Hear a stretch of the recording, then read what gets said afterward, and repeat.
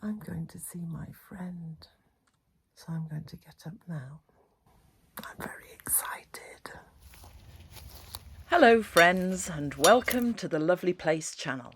Today's video is all about friendship, but it's also about fine art.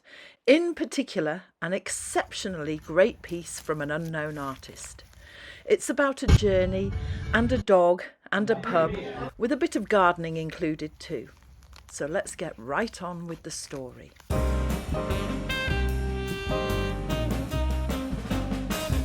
Way back in 2022, my friend was going through a toxic divorce and came to live in our shed at the bottom of the garden for the summer. This was brilliant for me as I was recovering from a broken leg whilst being out of work and taking my previous employer to court. The sun was shining, we both had time on our hands for what seemed like the first time in years, and so we made the most of it and did mostly nothing except for making films for YouTube. I made houseplant films, what's in the bin films, review films, how-to films, wildlife films, gardening films, while Vicky mostly watched. And sometimes we would collaborate together. For example, one day she caught a baby mouse with her bare hands and we created a series called Vicky Catches Things. We also developed a terrific game of Wheat Crunchy Challenge. It's a game of skill and luck which can also be played with hula hoops or cheesy Wotsits. On Sundays we would trail around the local car boot sale and buy other people's junk. It was at one such event that I noticed the fine work of art in question, and on my second lap of the stalls I gave it a closer examination. By the third lap, when the painting was still there, I decided to ask the vendor how much they wanted. Vicky was positive they'd want at least £10 for the quality of the frame alone. She'd also had her eye on it as a gift for her teenage son. But as I was the one brave enough to ask for the price, I became the proud owner of the painting for 50p. I was ecstatic, and Vicky was green with envy. This painting is brilliant because it says so much more about the artist than the subject. It's called Thailand Dancing Girl. But that's like calling the photographs in amateur photography magazine art, not soft porn. The painter is clearly a person who decided to take up art for a hobby as an excuse to sneak down to his shed to get away from it all. The canvas was probably mounted on an easel, and the medium is oils, which is far more serious than watercolours or acrylics. And the subject is anthropological and therefore serious and respectful. I can only imagine that the artist spent many hours working on the picture, painting and repainting until he got everything perfectly and exactly right.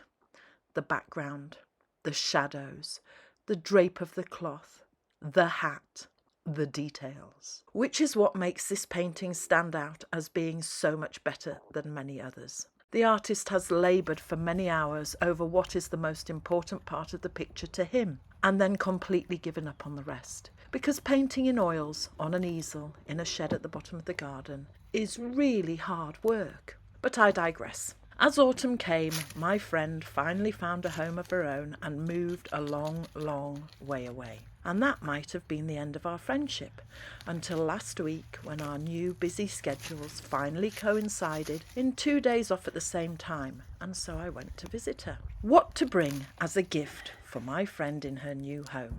It couldn't be anything other than the extra special painting. So packing a toothbrush and a clean pair of socks, I set off on my adventure. I drove through many towns where I scoured the charity shops for a better gift than the one I was taking and found nothing except another vase to match the 3 I already have.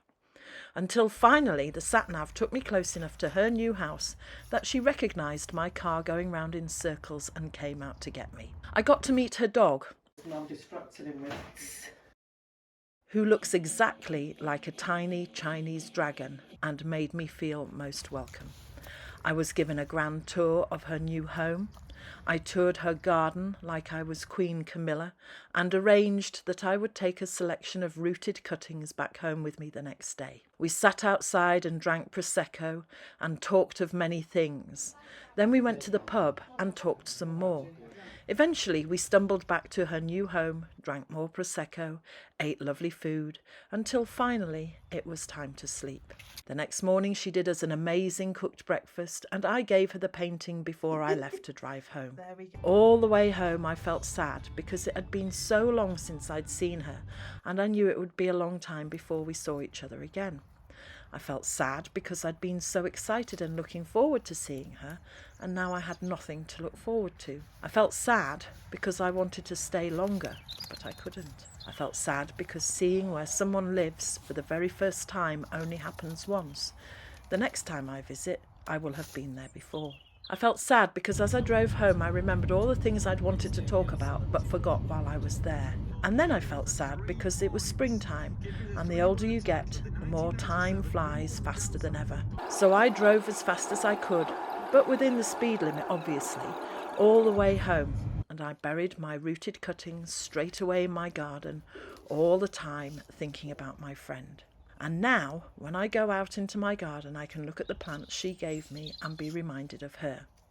And every time she looks at the picture, she will remember there used to be a time when we both had perky tits.